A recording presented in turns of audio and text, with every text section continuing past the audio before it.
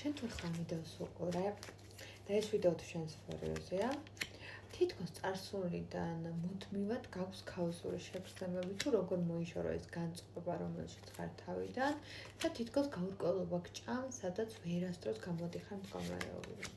სიყვარული, რომელიც შენს გულში და სულშია, რაღაცნაირად სულს გიწამლავს ამ წამს, რადგან შენ თავთან კომფორტულ სიტუაციას ვერ გიგმოყოფილებს. ნახე, უნდა მოგცეს ამდენი ენერგია და გაძლევს ამდენ ენერგიას ადამიანი.